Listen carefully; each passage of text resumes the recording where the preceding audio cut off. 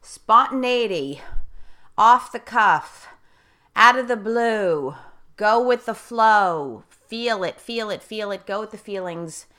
Hello,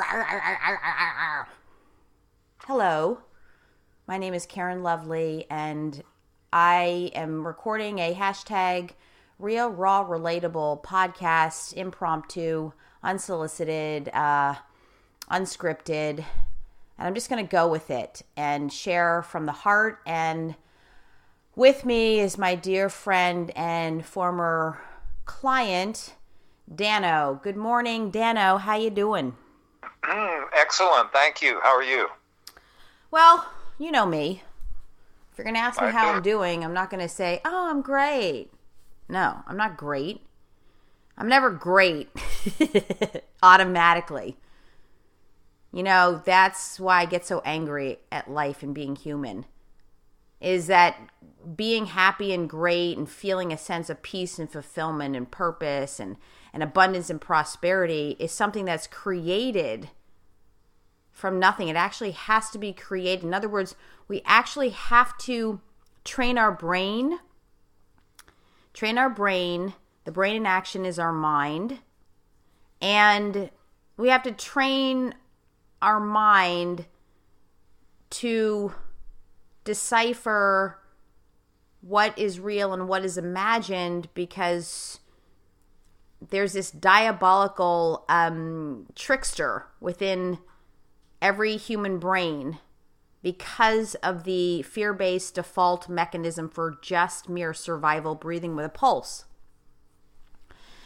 And when we're hardwired into feeling like a loser, like I have been, self-hatred, feeling that, you know, life is futile from early childhood, I'm going to even say in utero, I'm hardwired to go right to the depression, the darkness, and that overrides any sense of feeling happy, because our feelings are based on our perceptions. In other words, our feelings follow our perceptions. I absolutely believe that. I've been taught that.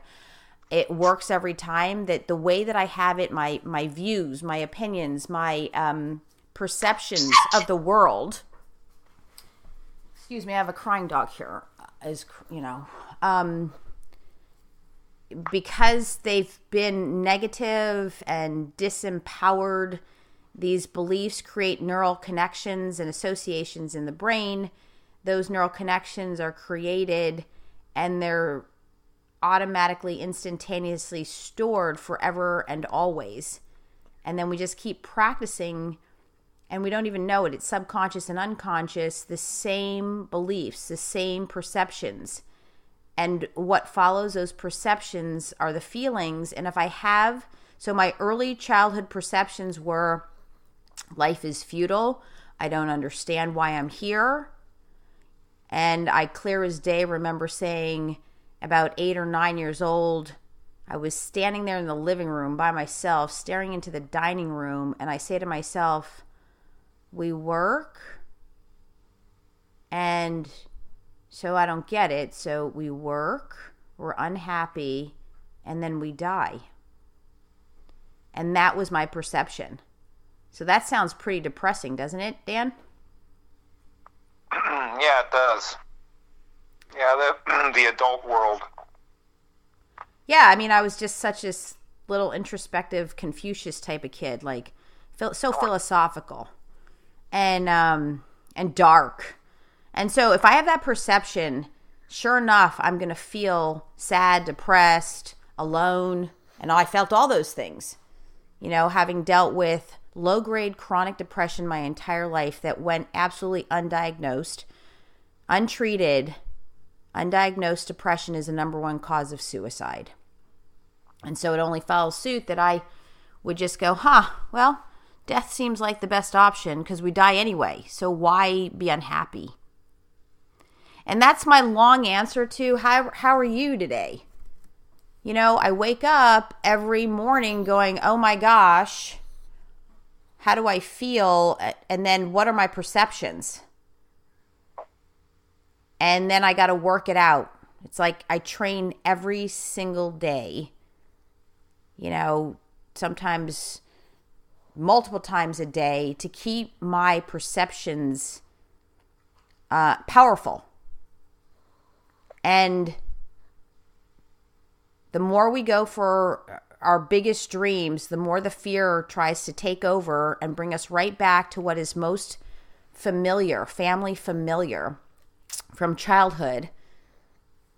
And we can't see it because it's all unconscious and at best subconscious, like some awareness of it.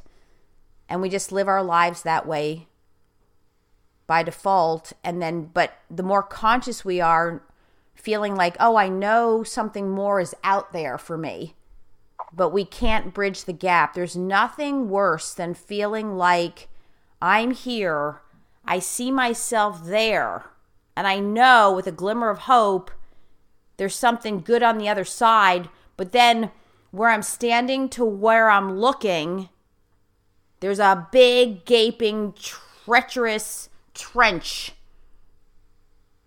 And I just don't know how to bridge that gap. And that was my whole life.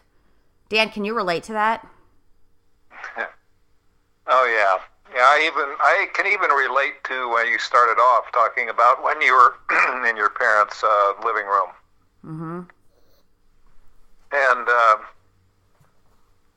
I remember having similar thoughts, especially because I'm Vietnam War era kid. Mm-hmm. And even older, when I was a young teenager is when the Vietnam War was, the 3 television stations were showing for the first time ever actual dead body footage from the war. So 5 nights a week I would see dead bodies on network TV. Oh my God. And dead Allied soldiers and dead North Vietnamese Viet Cong. Mm-hmm. And that was a horrible time in American history where that was the first time that ever occurred as a model for television. That was the first time the Americans saw real-time evidence of the death and destruction in war. All right, so what's that have to do with connect the dots? Well, then? because then that was my future. My almost certain future is that's where I was going, unless I got deferred from the military draft. So right. That was during high school. That looked like that was my future, is to go to Vietnam and die there. So I thought, well, God, what's I had more near term. Gee, I might die when I'm 19 or 18 in Vietnam. As it turned out, that didn't happen. The draft ended. I was only in the draft 1 year, and it was a lottery, and I didn't go. But I've had the same thought about that, that was stimulated by that, and also just in my family life. My family, I'd look at my dad and my mom and think, gosh, they're not happy. What's the point? Yeah, so yep, your perceptions were similar. Mm-hmm. And that's exactly what we're talking about. If we look and observe our life and it doesn't look good, it doesn't feel good. If it doesn't look good, it doesn't feel good. If it looks good, it feels good. If we're optimistic and positive. Okay, if only I'd known that as a kid. Nobody told me, nor was anyone around me looking for answers. Hence, that's all I do is look for answers, and that has saved my life. I mean, that has given me the ability to not be dead yet, sooner than later. So, another thing that happened, for those who don't know, I volunteer my time at theteenproject.com, where this incredible organization, nonprofit organization, takes in homeless women, recovering drug addict women, and nonviolent felons from jail so that they can recover and gain their inner confidence and skills to go back out in the world and be a productive citizen and, live a happy, fulfilling life. And so I teach dance class there. I was a professional dancer, hip hop dancer, my forte, hip hop and jazz, and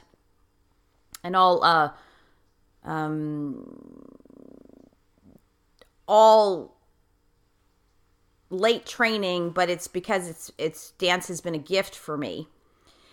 And so it's because it's a gift, I've never, to not dance anymore would be the death of me.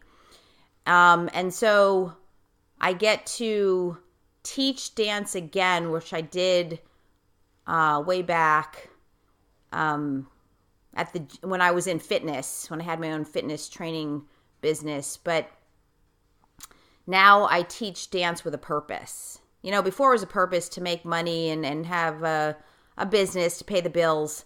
Now I dance to give back, to be of service, to empower these courageous women. But truth be told, I dance for myself and my soul first and foremost. And I love to teach. And if I can share my gift with others who appreciate it, it's so worth it. So anyway, volunteering there it's been over a year now, and meaning I don't get paid. I have never gotten paid. It's something that I wanted to do. It's hard to show up a lot of the times knowing that I don't get paid. But what I do get paid in is karma and profound appreciation and connection and relatability. And it's only just recently, in the past, 3-4 months even, that I feel a profound connection to these women and even the staff over there. For the longest time, I would go in and teach, and I wouldn't really talk to too many girls. They kind of would not dance or stand there on the sidelines with their arms crossed. There was no deep connection to them. And, because relationships are built over time, trust is earned. And I can see that in looking back, me just showing up, one girl at a time, appreciating the dance class and wanting to dance and keep going and see that this was worth it, and to have me not abandon them and reject them and leave. The one thing they said to me is, if you come and volunteer here, you've got to stay for the long haul, because all these women are just used to being abandoned and rejected over and over again. And that's the one thing that, isn't going to work for us. And I said, yes, I'm not going anywhere. I never said I'll stay here at least a year. I just knew I wasn't going to leave anytime soon. And yet there are times where I'm like, am I making a difference? Am I getting through to them? Is it worth my time? I could be, building my private practice and doing other things for more money.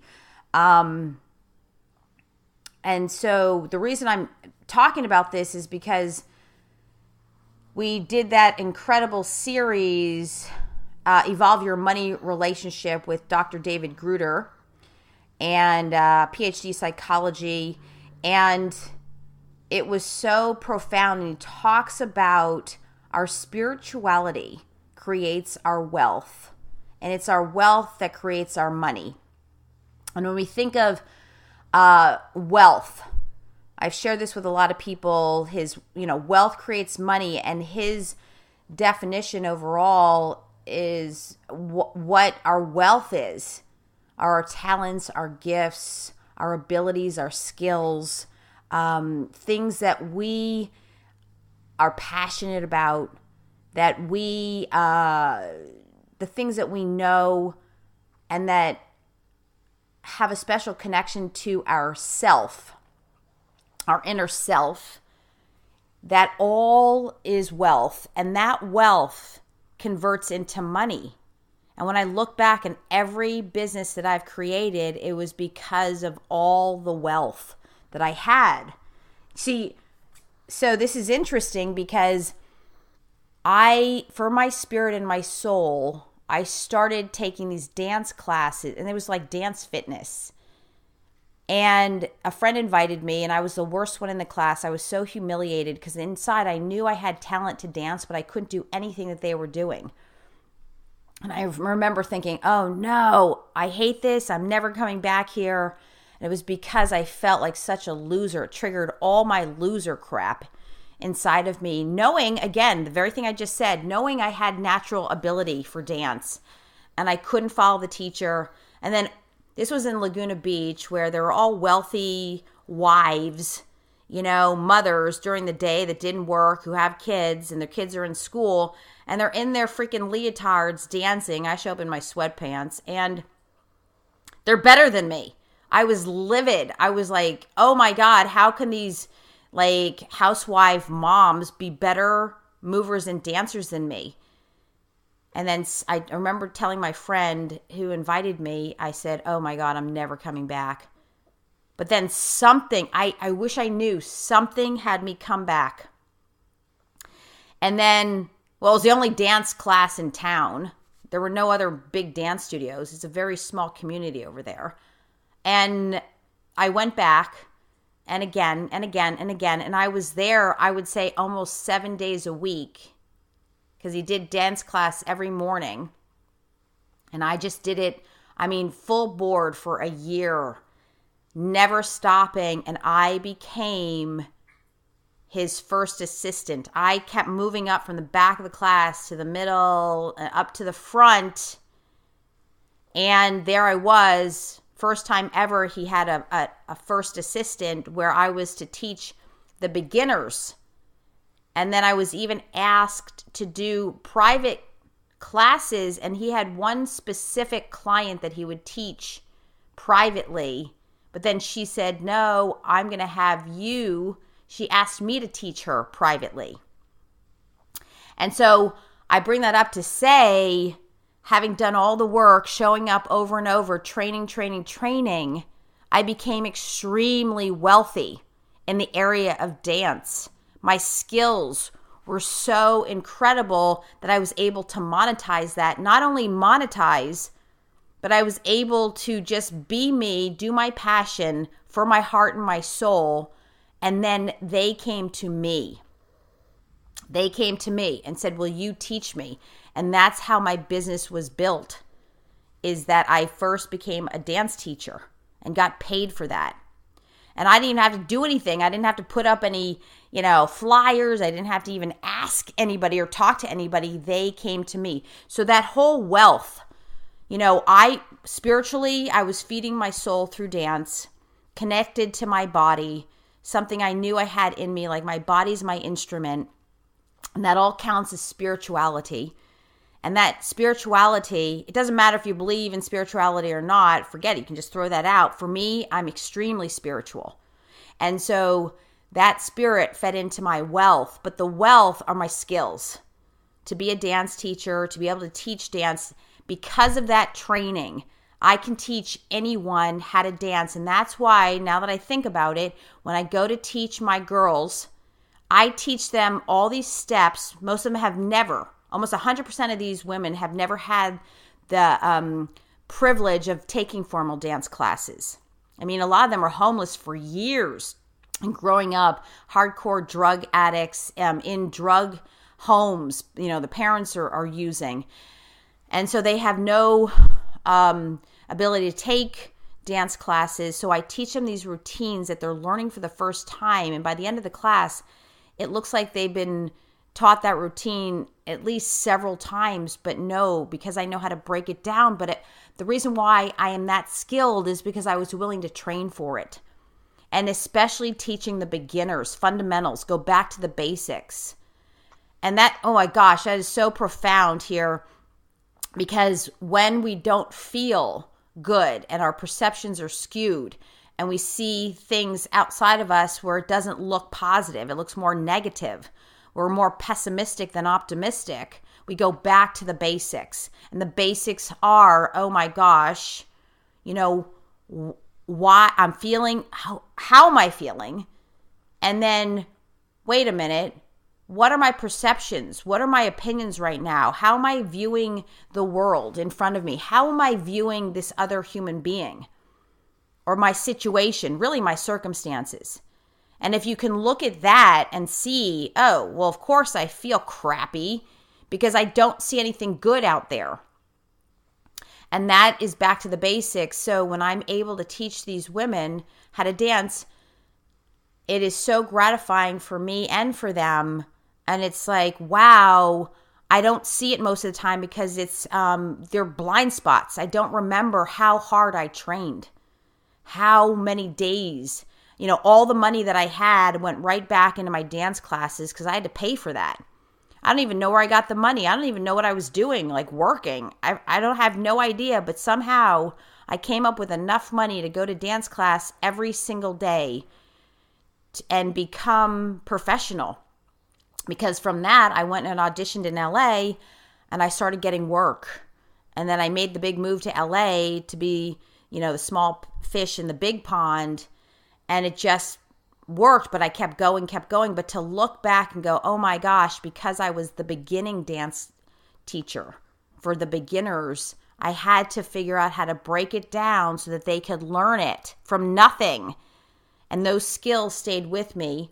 And then all those skills become my wealth. And then the wealth creates the money. Spot on. And I always, there are other people who say, do what you love and the money will come. When it's put in the realm of wealth, somehow it really takes hold. Because I've shared it with a lot of people. Once Dr. David shared it with me, and people are just blown away because it's easy to remember. It's like, oh, wealth. Wealth is more than just money. As a matter of fact, it's not money. It has nothing to do with money. But to see how wealthy I am, because most days I wake up and I'm blind to all the wealth in front of me because I don't see the equivalent money. I don't see the equivalent money and I'm getting it confused. So here I am taking my wealth, except this is a nonprofit situation, so there's no money. It's not making me any money or creating any money yet. That's okay. We go back to the basics and refocus on our wealth. And I have to do this every single day. It's not as simple for me to say, oh, be grateful, be thankful. No, I can't be thankful when I look at it and I think, oh my God, my life is crap. I'm not good enough. I'm a failure. I'm not helping more people. I'm not building my business as fast as I'd like to. I'm not attracting my ideal avatar clients. What's wrong with me? What's wrong with the situation? And that's where I come from by default. And then I have to have these conversations. And transformation lives in the sharing with another human being so we can talk it out, work it out, and deal with it and see, because this helps us then recognize what we can't see, what we don't know, what we can't see, the blind spots. It helps whatever's blind to us come into focus. And so that's why this is so vitally important. And if I don't do this every single day, at least once a day, it's very difficult for me to keep my perceptions in a powerful context because of my hardwiring from childhood. And the brain memorizes these things, and it is the first thing, our neuronal patterning and our behaviors are predominantly predictable and dictated by the initial wiring from childhood, because it's been there the longest. The most ingrained neuronal patterning is what will come up first until we practice new associations, new thought patterns. And once we're able to do that, we've got to memorize those. And that's the only way to have the old neuronal patterning and old myths and mind viruses, to have them dissipate and disappear, is by strengthening the new ones. And so there's so much here that I want to say and help all of you listening so that you can have always the most empowered perceptions, views, and see all the good in front of you. And when you don't, look for it and remind yourself. And what is your wealth? Where are you wealthy? Not with money. Please don't even talk to me. I don't even want to hear, oh, I got all this money. Yeah, well, let's talk to Steve Jobs and see how wealthy he is. No, he's not wealthy at all because he's dead. And no amount of money could save him. That's the scariest part. Not all the money. He had more money than God. I mean, it's never going to end. He could never spend it in 12 lifetimes. And yet, at 56 years old, for him to be dead is a travesty. So that said, I've said a lot of stuff here, making sure that we really focus on our wealth, and all of our skills and our gifts and our talents, my intuition, my high sixth sense, clairsentient gifts are all my wealth that I've had since a child. And it's just now that I'm feeling confident to put it out there and let people know about it so they don't think I'm weird. I don't really care now anymore because all the confidence building that I've done and reframing all my perceptions has given me the ability to just be who I am and not really care what anyone else says, thinks, or does. Because if I can't be me, then there truly is no point. So that said, Dan, what are you hearing? Thank you for letting me just go. I really appreciate that. One of your greatest gifts and wealth is your ability to listen and just be present. And that's why you're one of the most incredible human beings in my life, is because you have enormous listening wealth. So what are you hearing here from everything that I've shared so far? Well, yeah, you're right. You do get wound up. You are a fountain of the speaking of this. And what really sinks in for me is the linkage between the childhood beliefs and how that infiltrates and stays with us, and how it then influences us throughout the rest of our life until that childhood belief is dissipated and dealt with specifically. Yeah. And also just how big the phrase that I think you used once, which is what we don't know, we don't know. Yeah. How big a deal that really is. And I didn't know that until about 9 years ago. And I was very blessed to have taken a seminar that really helped me. Right, and that's where we met, right? That's where we really learned about the blind spots and not knowing what we don't know.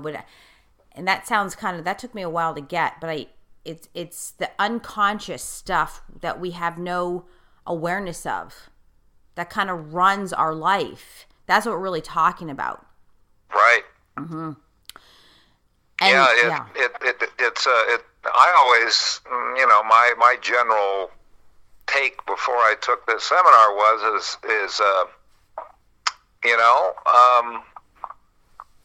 traditionally, I believed in traditional wisdom that, you just study more and more and you learn more stuff, you'll be smarter and you'll be able to work and be more efficient and get where you want to go and follow your passions and it'll work out.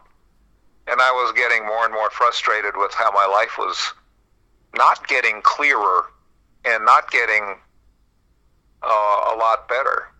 And I started to, at that point when I took this seminar, I was pretty depressed on an ongoing basis and didn't even know it. Mm-hmm. And I was chronically depressed, and I didn't even know it because I didn't know what I didn't know, and that covered a lot of ground. So all of this is to say that I mean, you're spot on here. You're right on track. It takes a lot of how I feel, how you feel, and learning to learn about myself is what helped me so much. And you helped me a great deal in that area too. And I want to acknowledge you for that. Yeah, thank you, because it's so refreshing to hear you talk about your depression, which you never talked about until I was able to disclose that within myself. And over time, you've been able to claim your own depression in our work together and in our conversations. That's right. Yeah. And that's right. Huge. So congratulations on that, because we got to call out all the elephants in the room. That's another thing. We don't even know what's happening. And then when we get an inkling, that's why I do this podcast, is to share what I go through, and share that it's not all honky-dory. Most of the time it's like, ugh, I don't want to train my brain and my mind anymore. But because I have trained my body, and being a recovering perfectionist by overachievement since the age of 6, and that meant I started riding horses at 7. I was very physical, very active, very extremely athletic. And so I used my body, right, to produce results by being an athlete. Ironically, I wanted to be a dancer, but I didn't have enough courage and self-esteem, didn't have any. And so I fell back on sports, which was easier, and I wasn't as passionate about it, so it was safer. Isn't that interesting? It was safer, because I didn't have the passion tied to it. So I really essentially had nothing to lose. But if I had gone for my passion, I have everything to lose. Can you get that, Dan? Yeah, absolutely. Mm-hmm. It shows up throughout life, everywhere I look. Yeah. And then, And so here I was training my body, so to speak. So what else do we have to train? And I got skills, and I was training my brain for education and academia, having come from a line of geniuses on my father's side, academic geniuses, backed up by PhDs and master's degrees in Harvard and Radcliffe. And Radcliffe was back then, my grandmother graduated in 1925 from Radcliffe. That was the women's Harvard. There was no Harvard for women. Women were not allowed to attend Harvard. And so they had the women's Radcliffe, but that's kind of weird.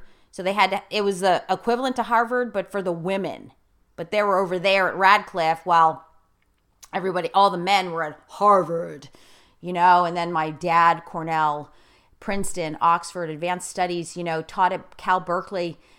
And it was just like, wow. The thing is, they were really great about not instilling academia on us, but having been surrounded by so many academic geniuses, the one thing I did put together was, okay, so you all are really smart with your academia, but I think you're all the dumbest people on the planet as far as spirituality goes, except for my dear angel grandmother, who's born again Christian.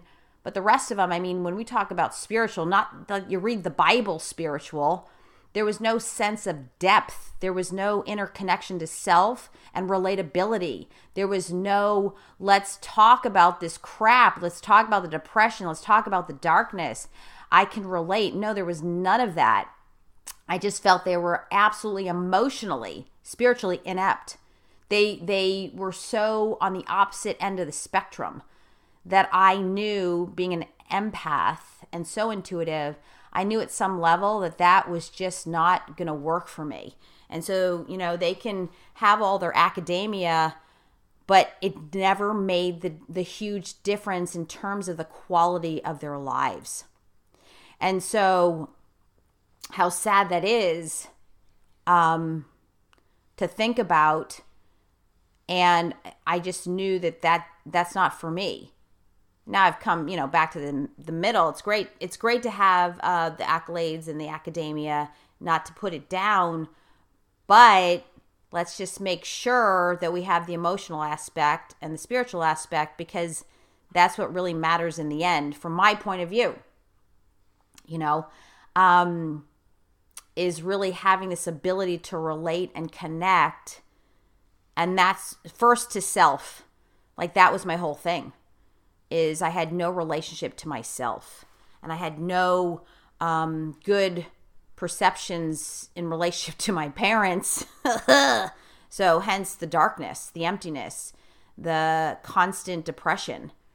And then to override the depression, because I didn't know it was depression, I had to go out and achieve something. I had to go out and be the best and be perfect and be seen as perfect, because I thought if I could do that, then I will be happy. I will be credible. I will be likable.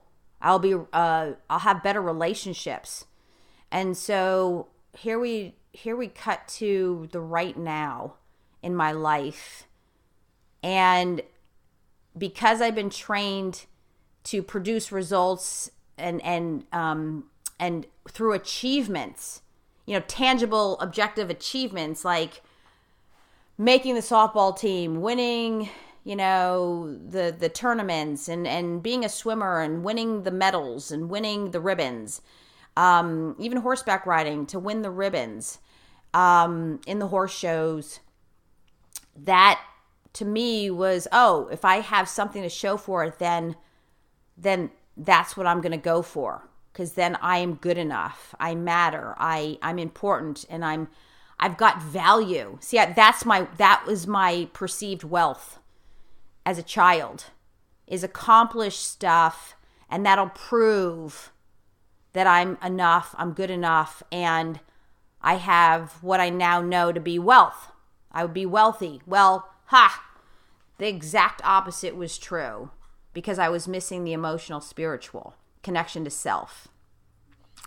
And that is the wealth. That is my wealth for me personally, to have that. And that's all I focused on my entire life, because that's where I was the poorest. That's where I was most destitute in this area of my life, emotional, spiritual. And so now I see it as extreme wealth, like beyond recognition wealth, wealthy. And I have created lots of money, lots and lots of money. And now as I'm leveling up, I am setting the intention to be even wealthier and create even more monetarily. And that's the game, because I am a for-profit, and then I have my non-profit aspect of my life.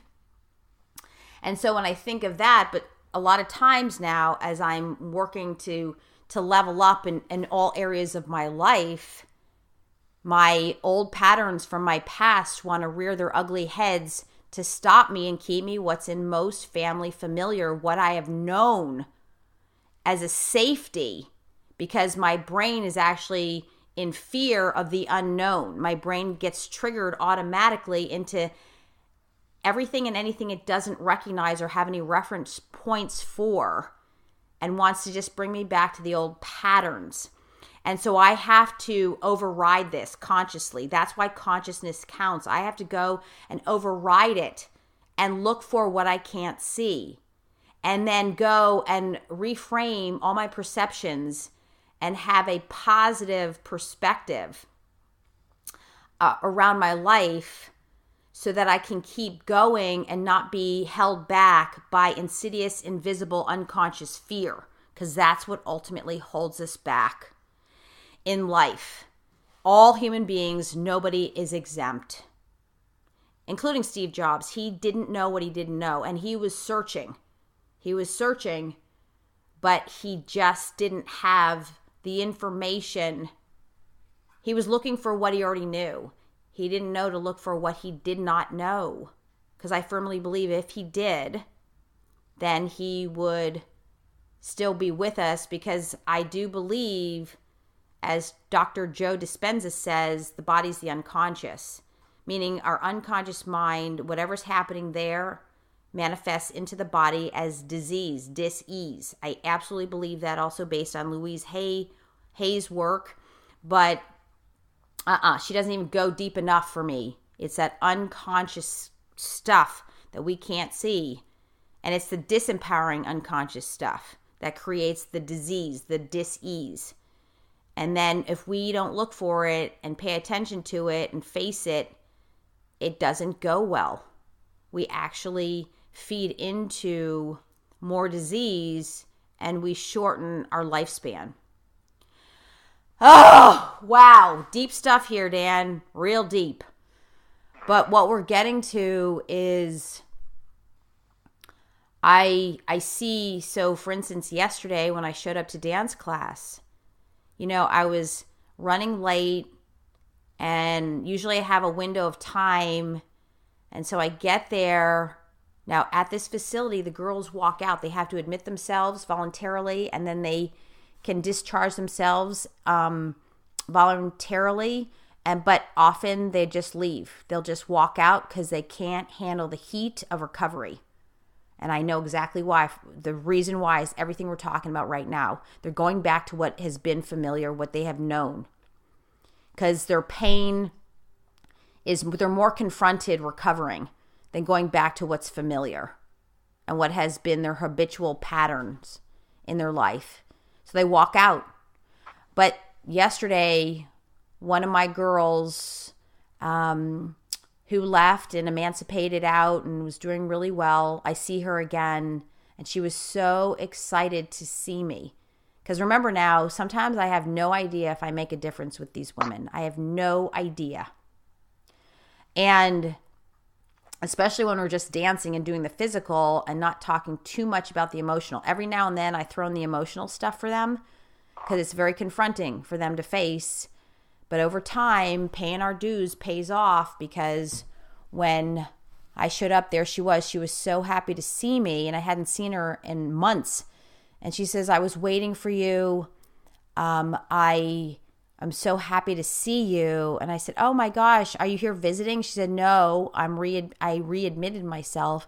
And I said, oh, what's happened? And she says, I found my sister who committed suicide, and she had hung herself, and I found her, and I started right back up on the heroin. I was drugged out of my mind on heroin, and I don't want to die.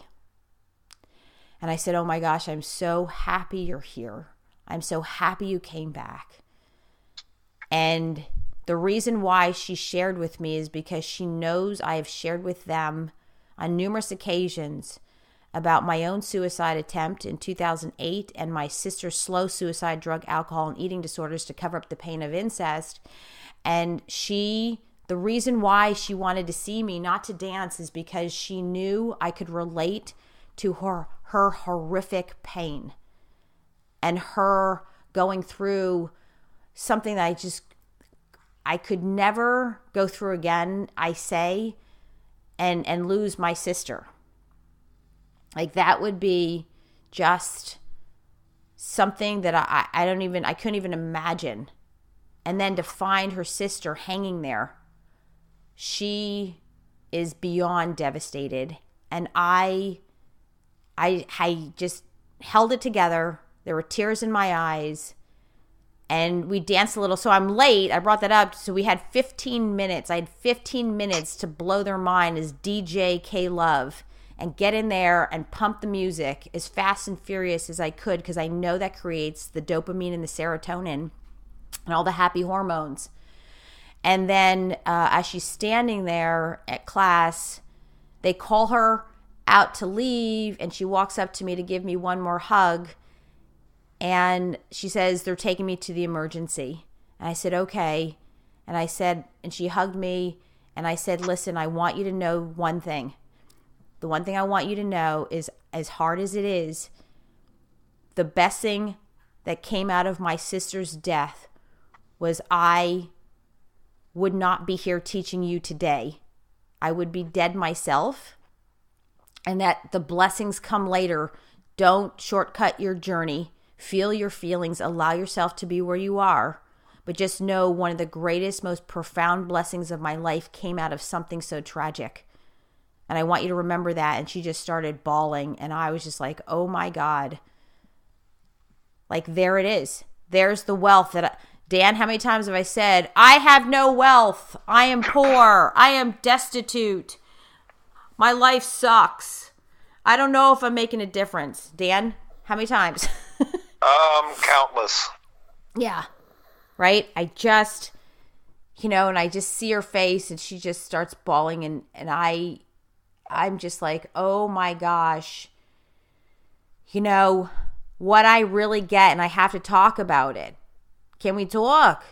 I have to remember, like, Karen, sometimes when I shout out stuff about my suicide or my pain or my crap that I go through with these girls, they look at me cross-eyed.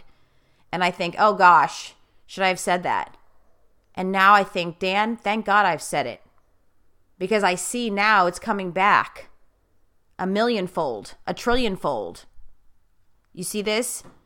I think, no, Karen, you shouldn't speak up. Sometimes you're too, straightforward. You're too bold. You're too obnoxious. You're very funny, though. Ah, no, you maybe it's that's too much. And I think, no, if I'm being true to thyself and myself, and I'm saying what's true for me, I'm happy to talk about my suicide. I'm happy to talk about my depression. I'm happy because it does make a difference. She actually said to me, I said, I understand because I lost my sister too. And she says, I know, that's why I'm so happy to see you. Because she was saying, because you get it, you were there, you've experienced it. And mine was drawn out. Mine was horrific for at least 15 years, knowing she was just killing herself. That's even worse sometimes because it's just like, oh. And I was in therapy for 5 years, like clockwork, saying, first day, my sister's dying and I don't know what to do. And I never got the answers, although it helped. And she did support me. She's a great therapist, but it never got me the answers. And I did leave in haste, like I was resentful that I'm not getting my answers after 5 years. But it does make a difference to talk about it. It does make a difference to relate to it. It does make a difference to share. We just don't see it for a very long time. We don't have, we invest and we have the returns on our wealth, but it doesn't show up for quite a long time. And that's what stops people because they don't see the results soon enough. And I go through that every single day. Where are the results? Especially as an addict. As a full-blown drug addict to results and accomplishments and achievements. That is my drug. And if I don't have it, I have withdrawals. Like, what's going on? And that's what makes me want to quit. Why should I show up to dance class when am I making a difference? Does anyone care? Yeah, they're learning the dance steps, but are they going to be able to make it out there in the world and love themselves in the face of all the crappy circumstances? Are they going to be able to reframe their perception so that they can feel good, so they don't have to use drugs to try to feel good, which never ever works? It's a false bottom. So this is the wealth. Like, it doesn't show up for a very long time. And now it's finally, I've paid my dues. I can see the returns of my investments showing up. And I got to stick with that. Because if I don't, I'm going to want to quit. I'm going to stop. And the thing is, if I quit my passions, I'm actually quitting building my wealth. I'm quitting building my wealth. And then I start this cycle of depleting the wealth. And if I deplete my wealth, then I deplete opportunities to create money. And so this is so vitally important here. And this has been over a year and a quarter, year and a half now. And if I had left sooner than that, I would not have been there to show up for her, to give her that glimmer of hope. It's that hope that she needs so she doesn't kill herself through, ODing on heroin. And is that wealthy or what, Dan? What do you have to say? Anything? Because, what are you hearing? Well, first of all, I relate to all of this through my own filters, my own life experiences, and everything you say I agree with. There's what was so powerful in my case is one of the things is that as a man and as a kid growing up in the 50s and 60s, men were supposed to be strong and silent. Men had emotions, but you were taught to overcome them rather than feel them. Conditioned, or that was belief. That's kind of the belief system I think I was raised into. So yeah, exactly. It's really powerful to now understand at long last, after all the years of being kind of having that be my mode of operation, pretty much. That feeling painful emotions and positive emotions is the only way to not be hijacked by even having them. And where I didn't have power in my life because I wasn't hooked up to feeling my emotions, and that was the first kind of aha moment that I had in my life, and it comes through so clearly listening to you speak about it, and feeling the emotions, and then allowing myself to have spirituality. Mm-hmm. That I had spirituality, and I didn't have to deny it anymore. And thirdly, what really just jumps out at me is the speaking of it, the languaging of it, and actually putting it all into words, and not being alone, not being ashamed to be really needing to have the ability to speak about all these things. It's a very, very brave thing to do. So any of you guys who are macho listening to this and kind of wondering how this all fits in with you because you're macho, it takes big time courage to be able to admit your feelings, experience them, and then deal with them in a spiritual way that is loving and honoring yourself and giving you what you need. Yeah. That's what we're saying. It's like, this is not just for the women, this is for the men. As a matter of fact, it's actually more imperative that men express their emotions so they don't act on it. So all that anger, when men act in spite of their anger, they're reactive. That's what gets them in jail. Yeah. And so I love that you bring that up, is that, yes, it's about expressing your emotions, but you first got to check your perceptions. Yes. Well, both. Like, first thing, as a female, I go, I feel crappy. Okay, let me check my perceptions. Men, you're not going to feel your feelings so easily. So check your perceptions. What are you seeing out there? How does it look? Is it good, bad, positive, negative, optimistic, pessimistic, crappy, or exuberant and extraordinary? What's going on? You got to do this self-reflection like the rest of us. And frankly, men who can't deal... I grew up with men who don't talk about their freaking emotions. Well, that's just a train on the tracks ready to crash. It's a train wreck. And I have no interest in that. Nothing more unattractive to me in a male, or any human actually, but when it comes to men that can't talk about their stuff, that can't talk, self-reflect and talk and be vulnerable and share, and be okay with that. Because that's what sets us free. It really takes guts to be vulnerable. Yeah, it's the whole deal. Vulnerability is it. Thank you, Brene Brown. Love you. Okay? And so vulnerability is it. And sometimes I think, should I have been that vulnerable? Should I have said that to these women? And now, months and months later, it's finally coming back. And I'm hearing a big, fat, loud, yes, absolutely. Because in traditional therapy, the therapist is not sharing their story. They're just listening and offering advice. Crap. I don't want advice. I want to be related to. I want to know that you have this deep, empathic, or empathetic compassion for what I'm going through because you can relate. That's what heals.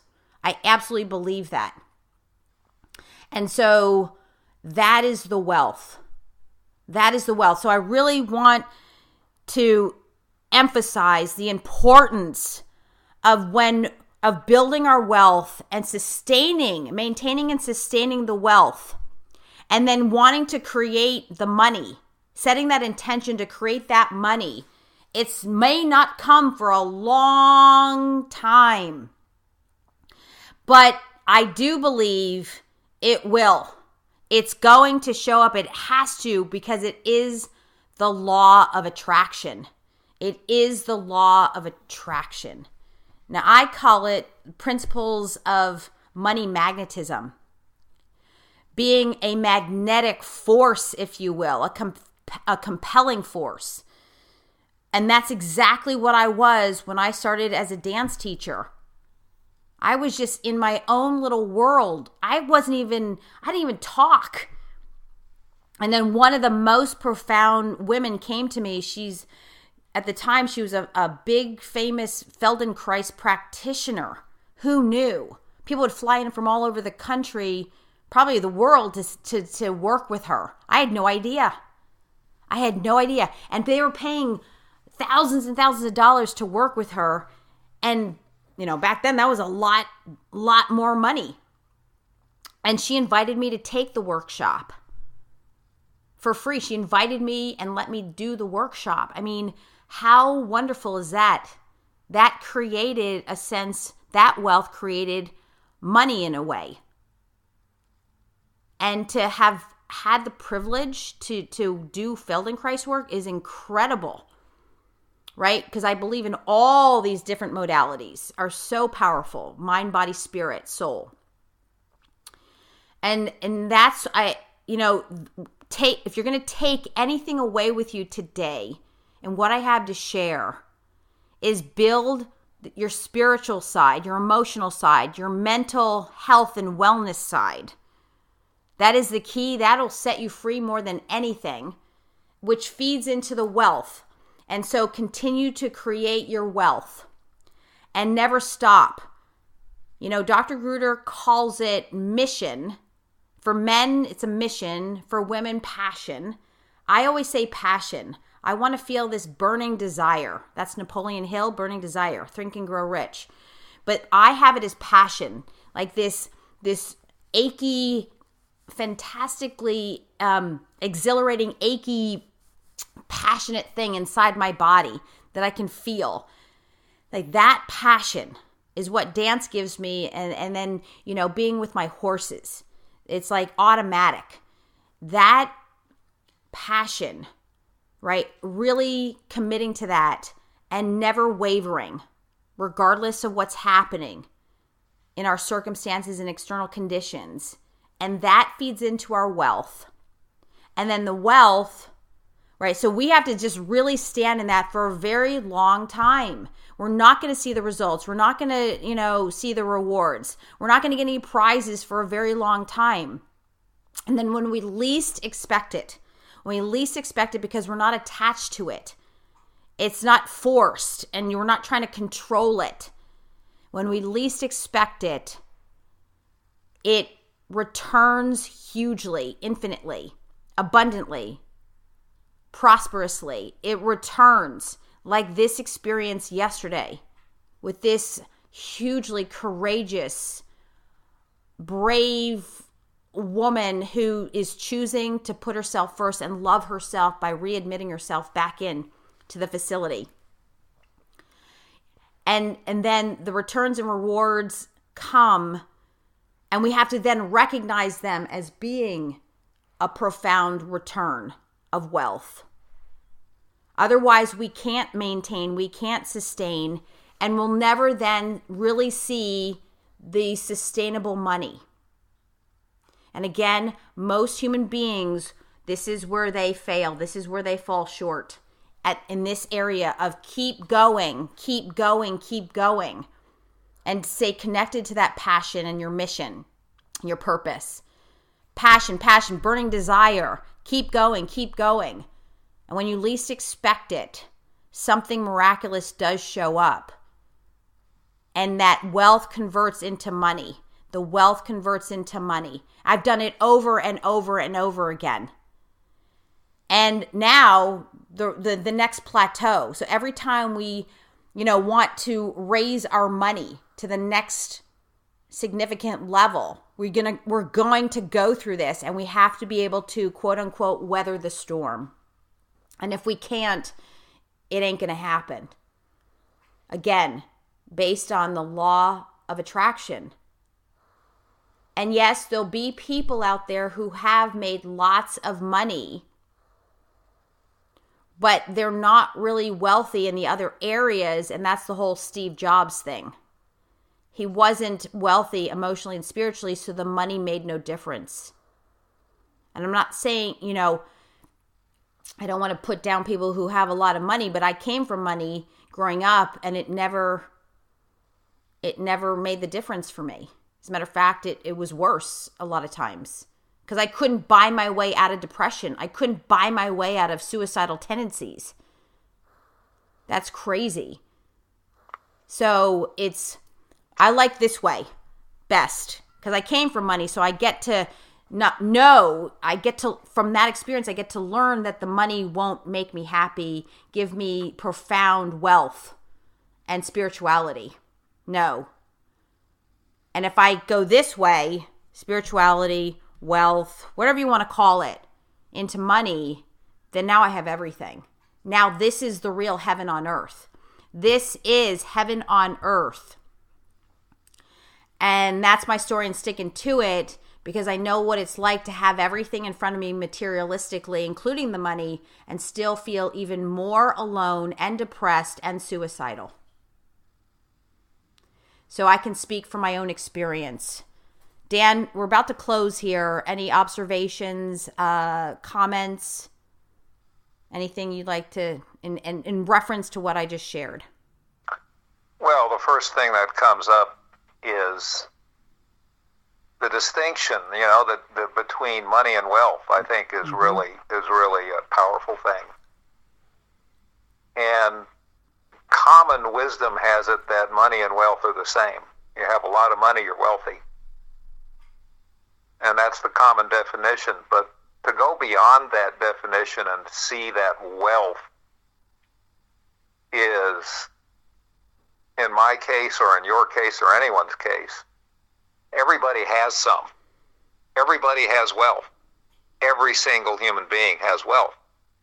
And I didn't believe that about myself as a kid. And I've had no concept. And I understand the concept now. It's so powerful. It's all the gifts and abilities and willingness and power and hidden talents and hidden power and all of that. It's impossible to calculate how much wealth I have and how much wealth you have. And that goes for all, I believe that goes for all the listeners too. Even if you don't believe you have wealth, you do. Yeah. That's what I'd like to really communicate powerfully to people. You may be desperate. I have thought about suicide myself. And not just once. And I've even thought about how. And so, I mean, there's a range of life experience and how I experienced life that really runs the gamut from really, really deeply depressed and desperate for relief from the pain I felt, and all the way to the point that I'm taking in now that I do have wealth, and discovering it and being a grateful custodian of the fact that I do have it. Yeah, that's so great. is that's what this is doing, is helping you to represence your own wealth within yourself. And everyone is wealthy. Every human being is wealthy. No question. I call every human being has their own unique gifts and talents. They have their own special things that are near and dear to them. Every human being has a brilliance and the genius within. I absolutely believe that through and through. It's just a matter of owning it. It's just a matter of owning it and really understanding and doing what it takes, investing into self. Warren Buffett, your greatest asset is yourself. And I love that. It is so true. It is so, so true. And so, whether you believe it or not, or think so or not, too freaking bad. You are wealthy. If you're listening to this podcast, you're wealthy. Sorry. This is not, as Dr. David says, this is not for the faint-hearted. You got to have a tough skin to delve into self, to self-reflect, and to take self-responsibility and be self-accountable for your greatness and your extraordinariness. It takes everything. Like I tell all my women at the Teen Project, it takes more courage to recover than not. And that I have to remind myself over and over again. Because there are times I'm like, where are the results? Why am I not breaking through my next plateau, my next milestone? Like, what is going on? And then I have to come back to the basics and do the same thing that I'm preaching, practicing, and teaching you. And I do. You're my witness, right, Dan? Yes, I do indeed. this over and over and over again for myself. I have to. And I have to. I can definitely back that up. There's been times when we've had conversations several times in one day that were long conversations because you're determined to have it your way instead of just letting it be the way it is without being responsible for doing this work. Yeah. In other words, I'm willing to go to the mental brain gym 2-3 times a day. I mean, working at Gold's Gym Venice was like such an honor for me. And to see all these bodybuilders, they train morning and night. And I did too in the aerobics department, right? But it's all about training. That's what it takes to win the Olympics of life. And no pain, no gain, right? And it's true. And I'm not saying it has to be all like, ugh. No, focus on how I feel always afterwards, whether it's at the gym, doing dance class, and training my mind and my brain. It's so worth it, and that's what gets me through is I got to focus on the good afterwards, not the, oh, God, I got to do it again, because my first thing is to go, oh, God, I got to do it again. Then I got to go, no, Karen, what if it were taken away? Then I think, oh, no, I wouldn't have it any other way. And I'm telling you, it's not easy, but it's worth it. It is so worth it. And so in summation here, Dan, thank you for being here to listen and to give all of your insights and experiences, especially from the male point of view, which is awesome. I'm really grateful for that. And so to wrap it up here is that you're wealthy, so invest into you owning your wealth, and that we must be willing to continue on even when we're not seeing the results or the rewards for a very long time. You got to be able to let it go, stay connected to your passion, your mission, and keep going. Never, ever, ever quit or stop on your journey fueled by passion, burning desire, and a very valuable mission in your life. Don't ever stop, because that's all we get to take with us is our heart, is fueling our heart. And keep going, keep going. And when you least expect it, watch, live, feel the magic happen. And it is magic. Magic, magic, magic. Be open to the miracles. Don't look for them. Just keep going. Stay present in your passion. And keep going. And then back to the basics. And then keep going again. Because it's that passion that will fuel the desire. And that will create that wealth that will be created into money or whatever it is, into love. See, that's another thing. It could be the same. Wealth creates love and romance, health and wellness, right? Which all could be then circled back as wealth. Well, yes. Yeah, exactly. Yes. Love, romance, health, wellness, joy, all back into wealth. But that's what we constantly want to be feeding into. But don't stop. Keep going. And if you can't keep going, then start to question, is it still your passion? Is it really your mission? And you got to take a hardcore look at that too, and then rinse and repeat again and again and again. And that's the thing that keeps me going, is believing my own words that I've learned and trained for. So that said, thank you all so much for listening. I am wishing you miracles and magic always, and really loving yourself, the inner child, believing in self, owning your brilliance and your genius, and creating a supernatural life, a life of mystic and magic. So here's to your spirituality, your wealth, your money, your love, your romance, your health, your wellness, and keep listening because it's just heating up. And I love you all, and thank you for being the best part of the power of self-evolution, the power of self-love, and really living a very profoundly, incredibly happy, exuberant, exhilarating life, and enjoying the journey as we go. Thank you all so much.